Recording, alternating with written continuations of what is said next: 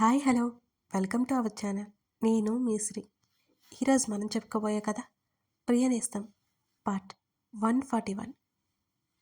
మల్లిక చెప్పడం కొనసాగించింది. తల్లికి కొడుకు రెస్పెక్ట్ ఇవ్వడం నేను చూడలేదు. భార్యకి భర్త రెస్పెక్ట్ ఇవ్వడం నేను చూడలేదు. కనీసం ఒక అన్నయ్య చెల్లిని సరిగ్గా గౌరవించడం లేదు. నేను పెరిగిన వాతావరణంలో ఉన్న మనుషులకు మీరు విభిన్నంగా ఉన్నారు. నాకు తెలిసిన వారిలో ప్రణయ్ అన్నయ్య తప్ప ఇంకెవరితో నేను మాట్లాడేదాన్నే కాదు. మొదటిసారి బావగారిలో నేను ఒక ఉన్నతమైన వ్యక్తిని చూశాను. ఆ తర్వాత మీలోనే మిమ్మల్ని పెళ్లి చేసుకోవడానికి ఏ భయం లేకుండా ముందడుగు వేయడానికి కారణం అది అని మల్లిక అలాగే తలదించుకొని చెప్తుంటే కళ్ళైనా ఆర్పకుండా ఆమెనే చూస్తున్నాడు హేమంత్. అతను ఏ సమాధానం చెప్పకపోవడంతో కంగారుగా చూసింది. నువ్వు ఎలాంటి పరిస్థితులు అనుభవించావో నాకు తెలియదు, కానీ ఇప్పటి నుంచి నువ్వు ఎప్పుడూ చూడని జీవితాన్ని చూస్తావు. నన్ను నమ్మి నా భార్యగా అడుగుపెట్టావు. నువ్వు బాధపడకుండా చూసుకునే ప్రయత్నం చేస్తాను అంటూ ఆమె 2 చేతులు పట్టుకొని పెదవులకి తాకించుకున్నాడు హేమంత్. ఒక్కసారిగా ఆమె శరీరం జల్లుమంది. ఆమె భుజం చుట్టూ చెయ్యేసి దగ్గరికి తీసుకుని ఆమె తల మీద ముద్దు పెట్టుకున్నాడు అతను. మల్లిక శరీరం వణికింది. నాకు ఇవాళ కొంచెం వర్క్ ఉంది, ఈవినింగ్ లేట్గా వస్తాను మల్లిక వైపు చూస్తూ చెప్పి బాత్రూంలోకి వెళ్ళిపోయాడు హేమంత్. మల్లిక గుండెల మీద చేయి వేసుకుని కంగారు తగ్గించుకునే ప్రయత్నం చేస్తోంది. బుజ్జిబాబుతో ఆడుకోవాలి అంటుంటే ప్రణయ్ వచ్చి రక్షని తీసుకెళ్లాడు. రక్ష ఎలాగో రాత్రి ఉండలేదు కాబట్టి రాత్రి తీసుకొస్తాను అన్నాడు ప్రణయ్. హేమంత్ని మల్లికని భోజనానికి పిలిచింది ప్రవర్తిక. అర్జున్, హేమంత్ ఏకవచనంలో పిలుచుకోవడం అలవాటు చేసుకుంటున్నారు. వాళ్ళిద్దరూ బిజినెస్ వ్యవహారాలు, పిల్లల స్కూలు గురించి మాట్లాడుకుంటుంటే మల్లిక ప్రవర్తికతో పాటు కిచెన్లో ఉంది. నీకు ఇంకా అక్కడ ఇబ్బంది ఏమీ లేదు కదే? ప్రవర్తిక అడుగుతుంటే లేదన్నట్టు తల ఊపి చిన్నగా నవ్వింది మల్లిక. అవును, ఇవాళ హనీ వాళ్ళు ఎక్కడికి వెళ్ళారు? ఉదయం వాళ్ళు ఎక్కడికో వెళ్తుంటే చూసింది, కానీ విషయం తెలియలేదు ప్రవర్తికకి. పిల్లలకి హాలిడేస్ అంట కదా అక్క, ప్రతి సంవత్సరం హనీ వాళ్ళ నానమ్మ దగ్గరికి వెళ్తుందట. ఈసారి కూడా తీసుకెళ్ళింది. ఆయన మొదట ఒప్పుకోలేదు, కానీ ఆ తర్వాత హనీ వెళ్తాను అనడంతో ఇక వెళ్ళమని చెప్పారు అని మల్లిక చెప్పింది. హేమంత్ మల్లిక పర్సనల్ విషయాలు ప్రవర్తిక అడగలేదు.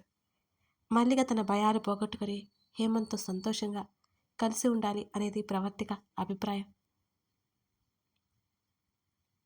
భోజనాలు అయిపోయాక ఇద్దరికి బట్టలు పెట్టింది ప్రవర్తిక. ఆ తర్వాత ఎదురింటికి వెళ్ళిపోయారు వాళ్ళిద్దరూ. ఆయ కూడా ఇంట్లో లేదు. ఆయ ఎక్కడికి వెళ్ళిందండి? హేమంత్ ఎక్కడికో వెళ్ళడానికి సిద్ధమవుతుంటే అతన్ని అడిగింది ప్రవర్తిక. ఎలాగో నువ్వు వచ్చేసావు కదా, పనులు మాత్రమే చేసి రాత్రికి వాళ్ళ కొడుకు ఇంట్లో ఉంటుందట అని చెప్పాడు అతను. మల్లిక సరే అన్నట్టు తల ఊపింది. ఈవినింగ్ బయటికి వెళ్దాం, రెడీగా ఉండు అని అన్నాడు. ఆమె ఎక్కడికి అనలేదు, సరే అని తల ఊపింది. మల్లిక ఎక్కడికి అని అడగవా? హేమంత్ నవ్వాడు. ఆమె కాస్త సిగ్గుగా తల పక్కకి తిప్పుకుంది. నీకేదైనా ఇష్టం లేకపోతే నాతో తప్పక చెప్పుకోవచ్చు అని హేమంత్ మరీ చెప్పి అక్కడి నుంచి వెళ్ళిపోయాడు. అతను తనకిచ్చే గౌరవం, అతను తనతో నడుచుకునే విధానం చూస్తుంటే మల్లికకి మనసంతా ఎంత ఆనందంగా ఉంది. ఎలాంటి జీవితం అయితే తను కావాలని కోరుకుందో అలాగే ఉంది. వారిద్దరి మధ్య ఉన్న దూరం త్వరగా కరిగించాలని ఆలోచనలో కూడా ఉంది, కానీ ఆమెకి భయంగా ఉంది. సాయంత్రం హేమంత్తో పాటు షాపింగ్కి బయలుదేరింది మల్లిక. అది కూడా ప్రవర్తికకి చెబుతుంటే ఆమెకి నవ్వొచ్చింది. జాగ్రత్తగా వెళ్ళిరమ్మని ప్రవర్తిక చెప్పింది. మల్లికకి ఏమనిపించినా ప్రవర్తికతో చెప్పుకోకుండా ఉండలేదు. హేమంత్ ఎంత చొరవగా ఆమెతో నడుచుకుంటున్నా ఆమెకి ఇంకా కంగారు తగ్గలేదు అతని విషయంలో. ఆమె కోసం డ్రెస్సులు తీసుకున్నాడు హేమంత్. ఆమెకు అవన్నీ అలవాట్లేదు, కానీ ప్రవర్తిక వేసుకునేవి చూస్తుంటే తనకి నచ్చేవి. ప్రవర్తికవి ఎన్నిసార్లు వేసుకోమని బలవంతం చేసినా ఆమె వినేది కాదు. ఈరోజు తన భర్త తన కోసం తీసుకుంటుంటే ఆమెకి సంతోషంగా అనిపించింది, కానీ బయటపడలేదు మల్లిక. అతను బయటికి తీసుకెళ్ళి బయట డిన్నర్ చేశాక ఇంటికొచ్చారు. ఆమె ఏం మాట్లాడుతుందని చూశాడు, కానీ ఆమె ఏం మాట్లాడలేదు. ఆమె ఫ్రెష్ అవ్వడానికి అన్నట్టు బాత్రూంలోకి వెళ్ళిపోయింది. అతను బాల్కనీలోకి వెళ్ళి అలవాటుగా సిగరెట్ బయటకు తీశాడు.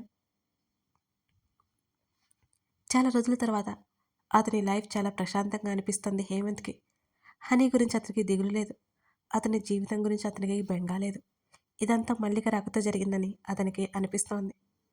హేమంత్ గదిలో కనిపించకపోవడంతో జుత్తు సరిచేసుకుంటూ అతని కోసం చూడగా బాల్కనీలో ఉన్నట్టు అనిపించింది. అక్కడికి వెళ్ళగానే అతను సిగరెట్ కాలుస్తున్నట్టు అర్థమైంది. ఆమె పట్టీలో చప్పుడు వినిపించి వెనక్కి తిరిగి చూశాడు హేమంత్. ఆమె ఇంకా అలాగే చూస్తుంటే చేతిలోది పక్కన పడేసి ఆమె దగ్గరికి వచ్చాడు. మౌత్ ఫ్రెషనర్ వేసుకొని ఏదైనా మాట్లాడాలా అని అడిగాడు హేమంత్. ఆమె ఏమీ లేదన్నట్టు అడ్డంగా తల ఊపింది. సరే, గుడ్ నైట్. అతను బెడ్కి చివరన కూర్చొని మొబైల్ చూసుకుంటున్నాడు. అతనికి లేట్గా నిద్రపోయే అలవాటు ఉండడంతో అతనికి నిద్ర పట్టలేదు. మరో 2 నిమిషాలు అతన్ని చూసి అతని పక్కన కూర్చుంది మల్లిక. మీరు బాగానే ఉన్నారా? ఆమె ఆ మాట అనడానికి చాలా కష్టపడింది. అతనైతే ఆశ్చర్యంగా చూశాడు ఆమె వంక. ఆమె తన కోసం ఆలోచిస్తుంది. ఆ ఫీలింగ్ హేమంత్కి నచ్చింది. ఎన్నో రోజుల తర్వాత చాలా ప్రశాంతంగా ఉన్నాను. హేమంత్ చిరునవ్వుతో చెప్పాడు. మరి సిగరెట్ అని అడిగింది. ఓ, అది అలవాటైంది. మొదటి నుంచి అలవాట్లేదు. లాస్ట్ 4 ఇయర్స్ అని. నీకిది నచ్చదా? హేమంత్ అడుగుతుంటే ఆమె సమాధానం చెప్పలేదు. భర్త ఏం చేసినా భరించాలి అనే పరిస్థితుల మనుషుల మధ్య పెరిగిన మల్లిక ఆమెకది నచ్చదని చెప్పలేకపోయింది. అతనికి విషయం అర్థమై, ఇప్పుడు మానేయమంటే కష్టం, బట్ ట్రై చేస్తా అంటూ మల్లిక చేతిని అందుకున్నాడు హేమంత్. అతని వైపు సంభ్రమంగా చూసింది ఆ మాటకి. మీరు నా కోసం మానేస్తారా? ఆమె అదే ఆశ్చర్యంతో అడుగుతుంటే, చిన్న కరెక్షన్, మానేయడానికి ప్రయత్నం చేస్తాను. దానికి టైం పడుతుంది. నీకోసం కాక ఇంకెవరి కోసం చేయాలి? అతను పెదవి విరిచాడు. గోడ గడియారం 11 గంటలు కొట్టింది. లేట్ అయింది కదా, నువ్వు పడుకో. నాకు అప్పుడే నిద్ర రాదు. మల్లిక చేతిని వదిలే అతని మొబైల్ చేతుల్లోకి తీసుకున్నాడు. ఆమెకు అతనితో ఇంకా మాట్లాడాలని ఉంది. ఆమె ఇంకా కదలకపోవడంతో ఏమైంది అన్నట్టుగా చూశాడు. ఆమె చూపులు కృతజ్ఞత నిండినట్టున్నాయి. మోకాలు 2 పైకి పెట్టుకుని వాటి మీద తల పెట్టుకుని అతన్ని చూస్తుంది మల్లిక. మీ వయసు ఎంత? మల్లిక ప్రశ్నకి అతను విస్తుపోయి అంతలోనే నవ్వేశాడు. 33. మరి నీది? ఈసారి ఆశ్చర్యపోవడం ఆమె వంతైంది. నా గురించి ఏం తెలుసుకోకుండానే పెళ్లి చేసుకున్నారా అని అడిగింది. నువ్వు కూడా ఏం తెలుసుకోలేదు కదా అని నవ్వి, మనం ఇక్కడ కలవడం, ఈ పెళ్ళి, ఇదంతా ఒక మిరాకిల్ అనుకుంటాను నేను. రాత అంటారు కదా, దాన్ని ఎవరూ మార్చలేరు, ఎవరూ తప్పించుకోలేరు అని హేమంత్ అన్నాడు. నా వయసు 26. ఆమె మాటలకు అతను నవ్వాడు. నేను ఎలా నచ్చాను మీకు? ఆమె అడగకుండా ఉండలేకపోయింది. అదేం ప్రశ్న అన్నట్టుగా చూశాడు హేమంత్. చెప్పండి అంది. అర్థం కాలేదు.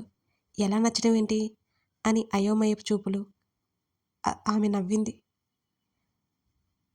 ఇప్పుడే చూస్తున్నట్టుంది ఆమె నవ్వతను. ఆమె చెయ్యి అతని చేతిని అందుకుంది.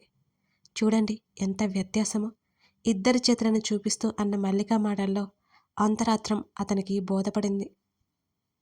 ఎలా నచ్చానో అన్నావు కదా, నీ కళ్ళు, నీ పెదవులు, నీ మాటలు, నీ రంగు, నీ వేషధారణ, నీ పొడవు జడ, అన్నీ చాలా కొత్తగా అనిపిస్తుంది నాకు. చాలా వింతగా ఉంటాయి. అన్నిటికంటే అందరినీ నువ్వు అర్థం చేసుకుంటావు చూడు, అది ఇంకా నచ్చేస్తుంది. ఎన్ని కారణాలున్నాయి, ఇంకా కావాలా? హేమంత్ చెప్తుంటే ఆమె పెదవులు వణుకుతున్నాయి. ఆమె కళ్ళల్లో సన్నగా నీళ్లు తేలి ఆడుతున్నాయి. హేమంత్ ఆమె చెంప మీద చేయి వేసి ఆమె ముఖాన్ని తన వైపుకు తిప్పుకున్నాడు. ఆమె కళ్ళు ఎత్తలేదు. మీరు చాలా అందంగా ఉంటారు కదా, మీ పక్క నేను ఎలా ఉంటానో ఇవన్నీ నేను ఆలోచించలేదు. ఆమె అలాగే కళ్ళు దించుకుని చెప్తుంటే, నేను అందంగా ఉంటానా? నాకెప్పుడూ చెప్పలేదే. ఆమె గడ్డం పట్టి ముఖాన్ని పైకెత్తుతూ అడిగాడు హేమంత్. ఆమె చెంపలు ఎర్రబడ్డాయి. ఆమె ముఖంలో దుఃఖపు ఛాయలు పక్కకు పోయినట్టుగా ఉన్నాయి. చెప్పు, ఎలా ఉంటాను నేను? హేమంత్ ఆమె భుజాలు పట్టుకుని దగ్గరికి లాక్కుంటూ అడిగాడు. ఆమె శరీరం సన్నగా వణికింది. నువ్వు ఇంకా నాకు చెప్పలేదు అతను అడుగుతూ ఆమె ముఖానికి మరింత దగ్గరగా వచ్చాడు. ఆమె బెదురుగా అతని వంక చూసింది. నాకైతే నువ్వు చాలా అందంగా కనిపిస్తున్నావు అంత గుసగుసగా అతను అంటుంటే, అలాంటి మాటలు మొదటిసారి వింటున్న మల్లిక శరీరం ఒక్కసారిగా చల్లుమంది. అప్రయత్నంగా గుటకలు మింగుతూ అతని వంక చూసింది ఆమె. ఆమె నుదుటి మీద అతనిచ్చిన ముద్దుకి ఆమె కళ్ళు అప్రయత్నంగా మూసుకున్నాయి. ఆపై ఆమె చెంపల మీద, ఆమె కళ్ళ మీద, ఆమె ముక్కు మీద ముద్దులు పెడుతూ ఆమె పెదవుల మీద అతను పెదవులు చేర్చబోతూ క్షణకాలం ఆగాడు హేమంత్. అప్పటికే మరింత పరవశంగా కళ్ళు మూసుకొని ఉన్న ఆమె నెమ్మదిగా కళ్ళెత్తి చూసింది. అతను ఆమె కళ్ళలోకి చూస్తుంటే వెంటనే కళ్ళు దించుకుంది మల్లిక.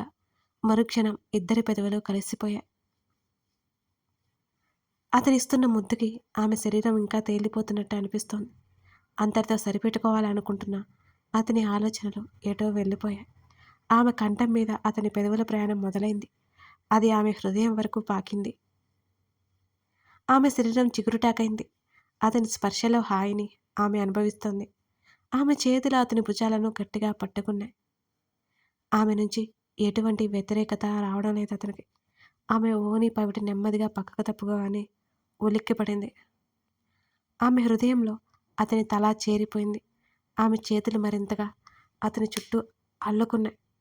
అప్పటి వరకు అతనిలో ఉన్న సంశయం ఆ క్షణం పారిపోయింది. అతనితో పాటు వెనక్కి వెళ్ళిపోయింది. ఆమె శరీరం మీద అతని పెదవులు కదులుతుంటే ఆమెలో కంగారు బదులు ఇంకేదో భావం చుట్టుముట్టినట్టయింది. ఆమెలో భయాలు మెల్లిమెల్లిగా కొట్టుకుపోసాగాయి. ఎంతో సున్నితంగా, ఎంతో చాకచక్యంగా, ప్రేమతో ఆమెను వశం చేసుకుంటున్నాడో అతను. ఇదివరకే అనుభవం ఉన్న శరీరాలే, కానీ ఈసారి ప్రేమ కొత్తగా, సరికొత్తగా వారి మధ్య ఈరోజు చిగురిస్తోంది.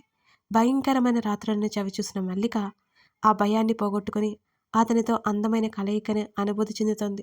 ఎప్పటికో మధ్యరాత్రి దాటాక అతని ఛాతీ మీద వాలిపోయింది. అతను ఎంతో అపురూపంగా ఆమెను పొదివి పట్టుకుని ఆమెకిస్తున్న ఆ చిన్న చిన్న ముద్దలు కూడా ఆమెకు ఎనలేని ఆనందాన్ని తెచ్చిపెడుతున్నాయి. మరింత జాగ్రత్తగా, అపురూపంగా ఆమెను తనలో దాచేసుకుంటున్నట్టున్నాడు అతను. మరింత తృప్తిగా కళ్ళు మూసుకుంది మల్లిక. గతంలో చేదు అనుభవాలు మర్చిపోవడానికి ఆ రాత్రి ఆమెకి నాందైంది. తన ఫోన్ మోగుతుంటే బద్ధకంగా కళ్ళు తెరిచింది మల్లిక. హేమంత్ గాఢ నిద్రలో ఉండడం గమనించి టక్కున ఫోన్ చేతుల్లోకి తీసుకుంది. ప్రవర్తిక కాల్ చేస్తుంటే ఆమె లిఫ్ట్ చేసి చెవి దగ్గర పెట్టుకుంది. అక్కా, మళ్ళీ ఆయా లేదంట కదా, టిఫిన్ ఇక్కడే ప్రిపేర్ చేశాను, తీసుకెళ్ళు, ప్రవర్తిక చెబుతుంటే హేమంత్ వైపు చూసింది మల్లిక. ఆమెకి నవ్వొచ్చింది. అక్క, మేము తినేసాం, తన అవతారం చూసుకుని తప్పక అబద్ధం చెప్పింది మల్లిక. అరెరే, నేను నీతో రాత్రే చెబుదాం అనుకున్నాను. ఎక్కడికో బయటకు వెళ్ళారు కదా, ఇక నేను మర్చిపోయాను. సరేలే, లంచ్ రెడీ చేశాను, తీసుకెళ్ళు, సరేనా, మర్చిపోవద్దు. నువ్వు మెల్లిగా అన్నీ చేద్దువులే. అచ్చు అమ్మలా ప్రవర్తిక చెబుతుంటే సరే అక్క అన్నది మల్లిక. కాల్ కట్ అయిపోయింది. తన చుట్టూ ఉన్న దుప్పటి గుండెల వరకు లాక్కొని అలాగే కాసేపు కూర్చుండిపోయింది. అక్కడికి వచ్చిన కొన్ని నెలల్లో మారిన తన జీవితం గుర్తు చేసుకోగానే ఆమె పెదవులు విచ్చుకున్నాయి. హేమంత్ వైపు తిరిగి నెమ్మదిగా అతని చెంప మీద ముద్దు పెట్టుకుంది మల్లిక. కథ కొనసాగుతోంది. ఇది మెంబర్స్ కోసం అండి చెప్తున్నాను. అసలు నా హెల్త్ అయితే ఏం బాగాలేదు. ఫుల్ కోల్డ్, హెడేక్, నోస్ అయితే ఇక బ్లాక్ అయిపోయినట్టు, గొంతంతా మంట, ఇలా రకరకాలుగా చెప్పలేనట్టుంది. నా వాయిస్ వింటే మీకే అర్థమై ఉండాలి ఈ పాటికి. ఇష్టమైన సకుడా అయితే గత 2 రోజుల నుంచి ఏమీ రాయలేకపోయాను. అలా ఉంది నా సిచ్యువేషన్. చాలా కష్టంగా ఈ ఎపిసోడ్ చేశాను. కొంచెం సెట్ అయ్యాక మెల్లిగా ఇస్తాను.